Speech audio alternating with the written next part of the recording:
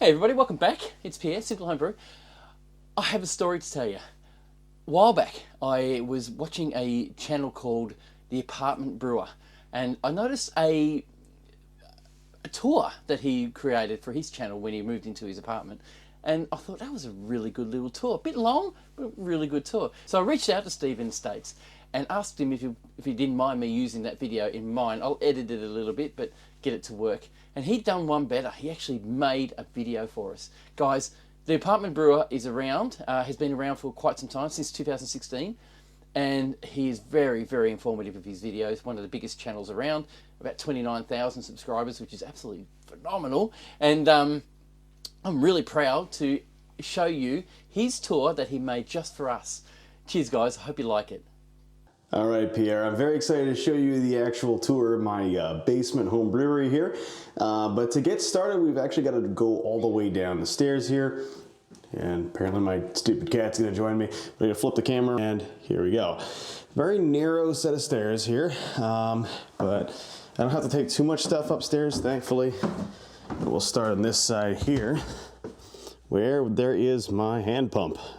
So this is one of my favorite things of late that I've been able to build and set up. So I have the ability to do a real cask ale if I want to, and it works in the exact same way as, well, pretty much the exact same way as you would get in a regular pub somewhere. So it's pretty fun. A little bit of bottle storage over here, where I'm basically saving up some stuff. Got a few bottles in the back here that I plan on submitting to a homebrew competition next year. They're just going to age until that period of time. I like to use these large format Belgians a lot, especially for aging things like most Belgian styles. I like to put in a bottle and stick them in the basement somewhere for, a couple months just to see how they age. And kind of on that note, I've got my little collection of beer that I squirrel away for a long period of time. Got some West Veteran 12 hanging out in the back there, along with some of my older quads and stuff like that. Things that I've brewed a long time ago and just let sit and age for some time. So that's been something I pull into every so often. Up here, I got the canner over here that I use every so often. Cans that I'm basically waiting to submit to the homebrew competition as well. This is my ingredients fridge, but obviously got more than just ingredients in here. Got plenty of good libations. But yeah, I store most of my hops, my yeast, things that I'm planning on using for the future in this fridge. And then, of course, the brew day beers. I'm a little disorganized, so I apologize for any messes, but I got the cleaning chemicals on this side, my controller. I've got my yeast starter plate here, and of course the smart ref and a couple other random things.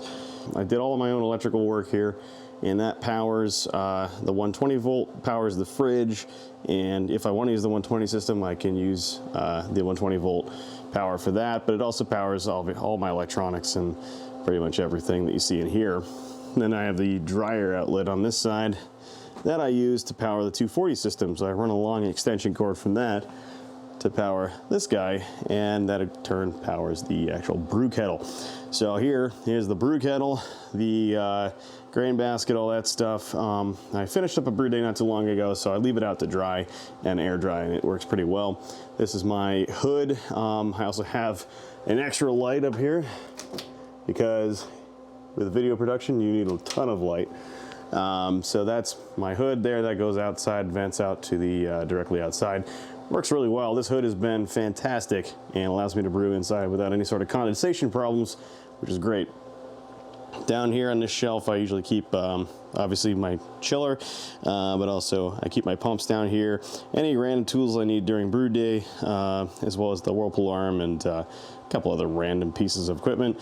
Got buckets for various things. Most of these are filled with either Star San or Sandy Clean, and I use those for various things throughout the brewing process, obviously. So, obviously you got some Star San in a bottle here too.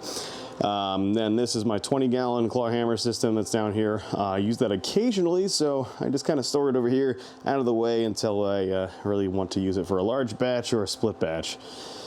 And then on this side, here's my fermentation station. So we've got two conicals, like a CF5 on this side, a Brewbuilt X2 on this side. In the middle I have my glycol chiller, which is the Ice Master Max 2 from Brewbuilt. Good value on that thing. It's been doing a pretty good job with all of my equipment here. I got a Hellas in there right now, which is cold crashing, and I'm very excited for that beer. Here I have my fermentation freezer. I have my ink burr. Let me just get that out of the way. All right, so in here I got two Anvil bucket fermenters that are hooked up. There is a heating pad on the very bottom that I use to keep the heat going. Then obviously the fridge itself provides good cooling. And then got my cleaning pump down here. It's a Riptide. It does a really good job. Some ingredients storage over here. This again is just a mess, and I'm sorry I'm not super organized, but it is what it is. I got the whole storage for everything else over in this corner, but that's the rest of my brewing equipment over here. So I've got the bottles on top.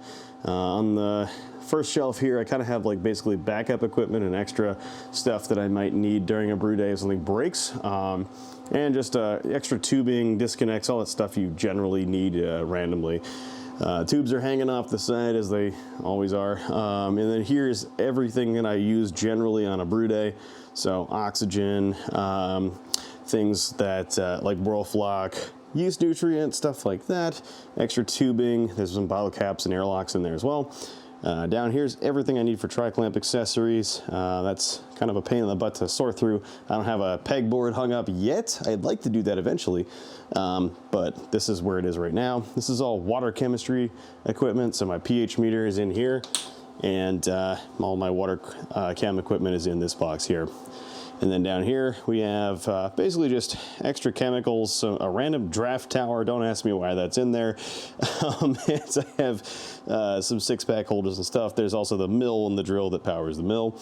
And then the last piece of equipment here is basically the hoses that I use for my chilling water, and my cans are all in this box. So that's really it. It's a very I would say disorganized space, and I know where everything is personally. I don't have trouble finding stuff, but it's certainly not the most, it could be a lot better, I think, in terms of organization. So what you see on YouTube is a very polished version, I think, of what the space is down here. You know, every home brewer's got a different setup. Some of us are far more organized than others, but hey, it's all about the beer we make at the end of the process, right? So anyway, Pierre, thanks for having me on the channel. It's a lot of fun to do little behind the scenes projects like this. And as always, don't hesitate to reach out with any questions if anybody has any. I'd be more than happy to answer them. So cheers. So guys, what do you think? That is awesome. I really like the hand pump. Oh, those stairs though, they're a bit dodgy, but you know. But in the basement, I wish we could have basements here in Australia. We just don't. We don't have any basements here.